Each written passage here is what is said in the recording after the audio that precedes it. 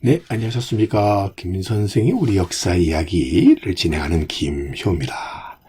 자, 이번 시간에는 우리나라 산야에서 만날 수 있는 야생화를 통해서 이제는 분단이 되어 있지만 남북이 하나 되고, 또 이제는 중국 땅이 되었지만 간도, 한때 고구려의 영토였었던 간도로부터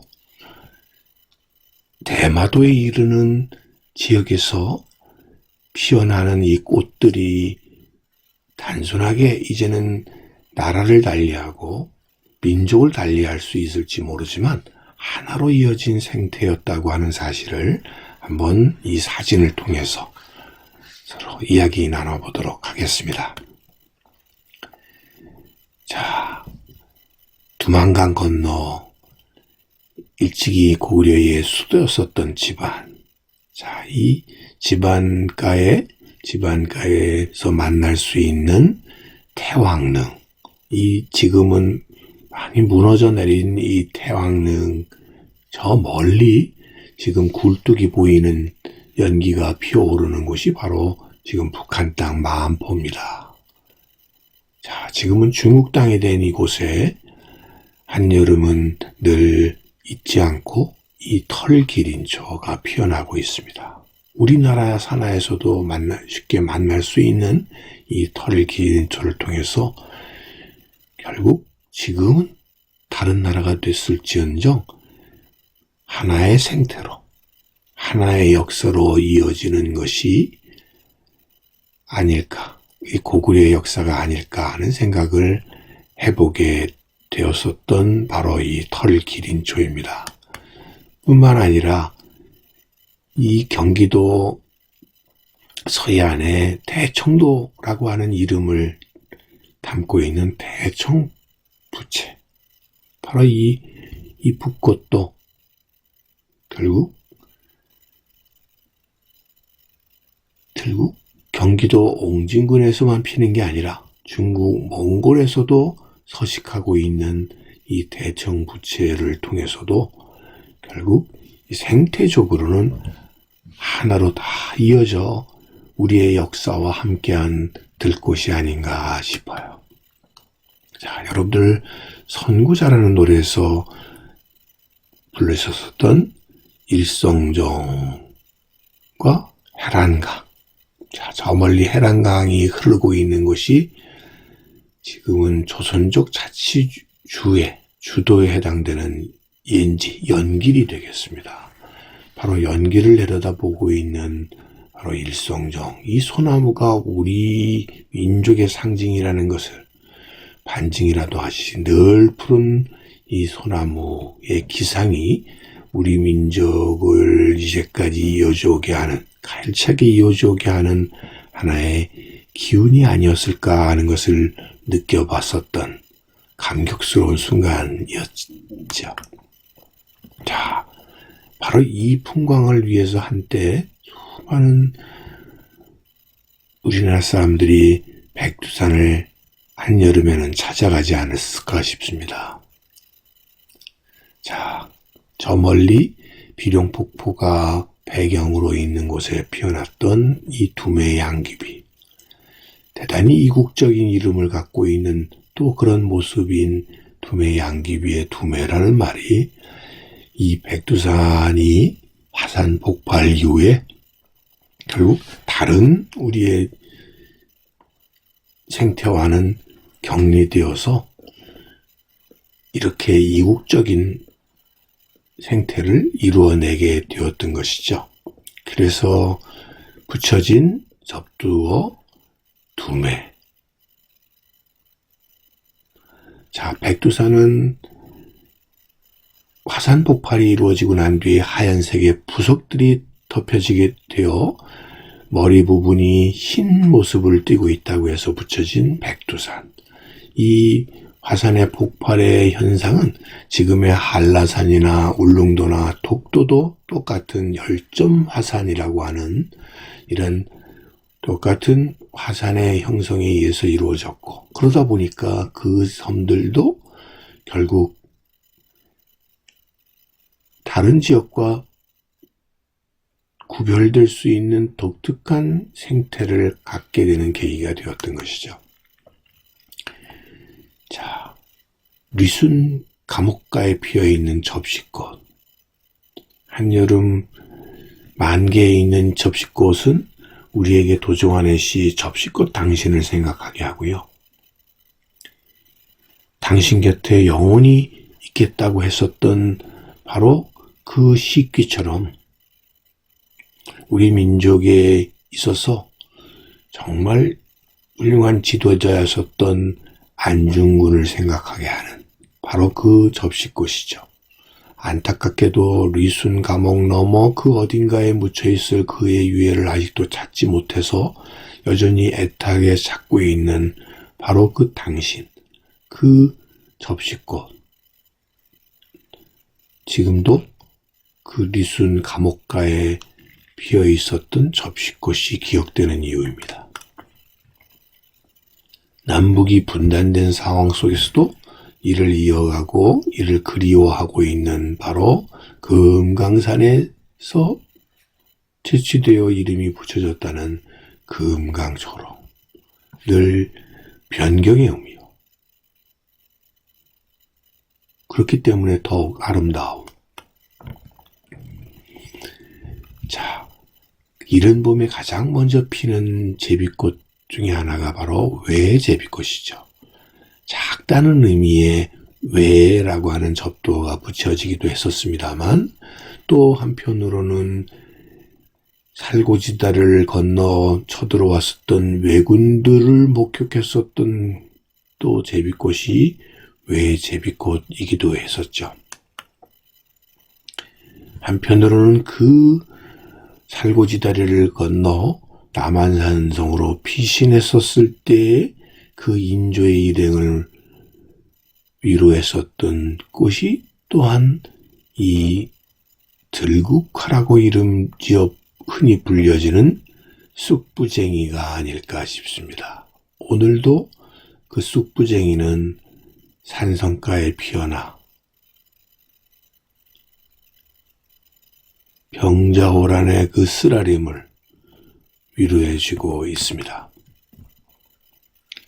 우리에게는 친숙한 남산, 합산이라는 의미의 남산이 서울에서는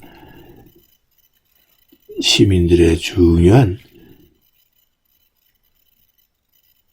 산책 코스가 된 이 남산 산책길가에 피어있는 제비꽃. 그래서도 남산 제비꽃. 한양 도성가에 꽃대를 올려 매일 새로운 꽃을 피워내고 있는 좋은 나팔꽃. 그 나팔꽃과 비슷하지만 또 아주 전혀 느낌이 다른 매꽃. 그것도 고성 바닷가에, 동해 바닷가에 피어 있어서 흩어진 갠매꽃. 그리고 노란색 꽃을 피어 올리는 해란초. 서로 정겹게 어울려 개패랭이, 갠매꽃, 해란초 등으로 더욱 우리의 바닷가를 아름답게 장식하고 있죠. 자, 좀 이름은 남사스럽지만 정말 우리의 야생화 중에서는 정말 큰 꽃에 해당되는 주먹만한 꽃을 피워내는 큰 개불알꽃. 정말 아름답죠. 자, 그게 질세라. 조금 이름은, 냄새는 조금 그렇지만 정말 마치 발레리나가 춤을 추는 듯한 너무나 아름다워서 희귀종이 되어버린 광릉요강꽃. 또 동강을 살렸다는 동강할미꽃.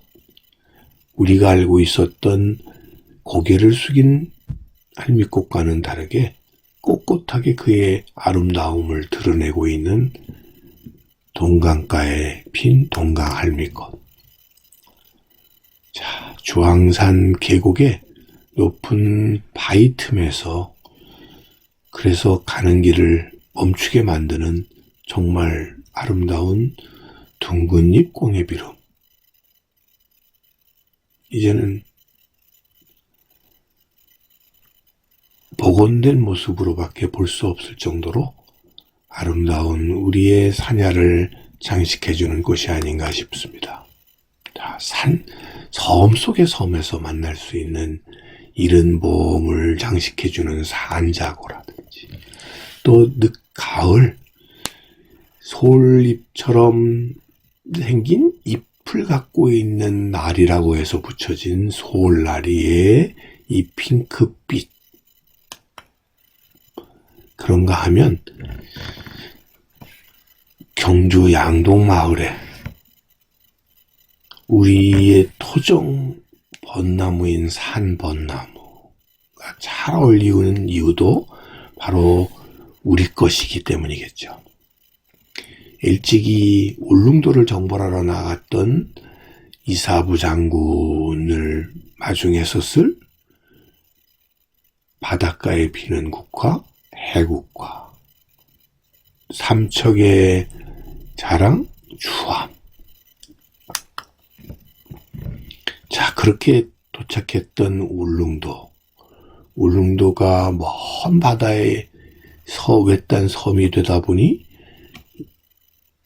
육지와 구분되어 육지에는 없는 특산종들이 만들어지게 되니 접두어가 그래서 섬이 된 것이죠. 울릉도에서 만날 수 있는 섬말나리, 또 울릉도에서 또 떨어져 있는 독도에 핀 솔페랭이, 이것은 서양의 카네이션과 같이 늘 우리를 반갑게 반겨주는 독도의 솔페랭이가 아닌가 싶습니다. 몽골이 목장을 운영했었던 제주 오름, 그 흔적으로 지금도 피어내고 있는 붉은색 꽃, 핏뿌리풀, 이름처럼 몽골의 식민 지배의 뼈아픔을 지금도